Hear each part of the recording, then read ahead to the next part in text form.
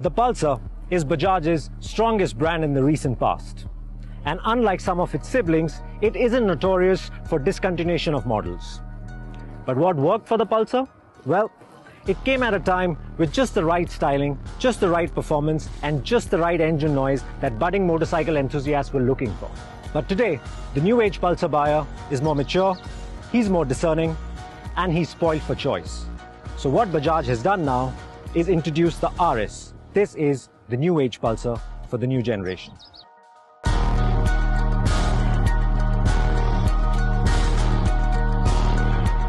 The Pulsar RS200. Now Bajaj claims that this is the fastest Pulsar yet. But before we get to that claim, let's first see its polarizing styling. How does that work?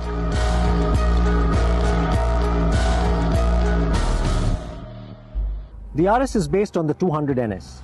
So it uses the same perimeter frame, the same suspension front and rear, and same wheels and tire specifications.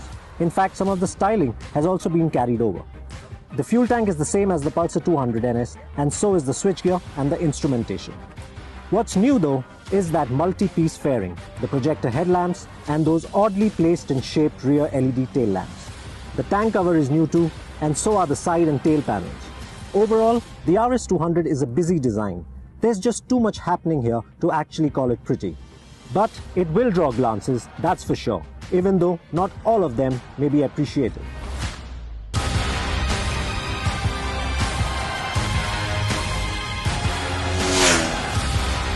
Now the engine on the RS200 is also the same as the NS200. So it has the same bore and stroke, it has the same bottom end, but there is a crucial difference. Now this one here, even though still triple spark plug, gets fuel injection.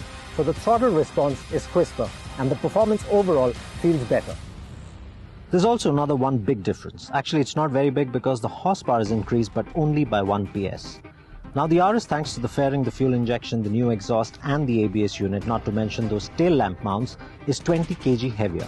To compensate, Bajaj says it is running a shorter final drive. But thanks to the additional PS and better aerodynamics, the RS can register a cruise speed of nearly 141 km per hour, compared to about 136 registered by the 200NS. As for die-hard Pulsar fans, yes, the engine isn't completely quiet, but it isn't as brash as before. It actually sounds way more refined and willing, and it is willing to be thrashed all day long. We like it.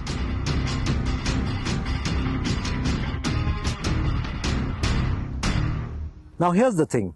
The Pulsar RS200 is 20 kg heavier than the naked 200NS. And though a good handler the NS might be, I never really warmed up to its seating or its front heavy weight bias. The weight bias hasn't changed on the RS either, but its seating ergonomics is much improved. The handlebar and foot pegs positions have been altered, though the seat remains the same. It feels great for both straight up touring and crouch down track racing.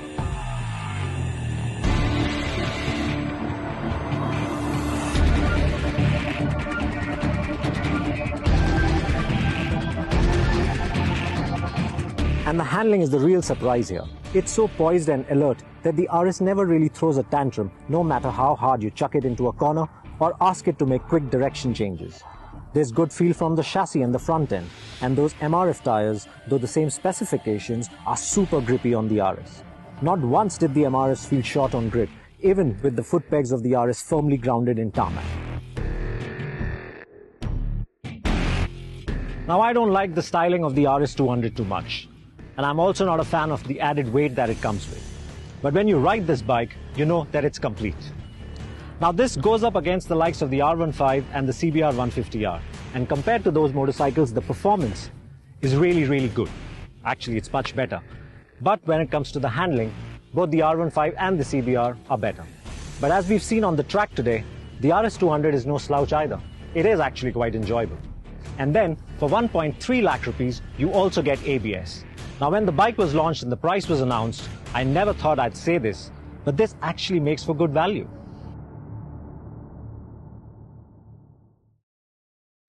For a detailed review and more news, videos and reviews, do log on to ZigWheels.com.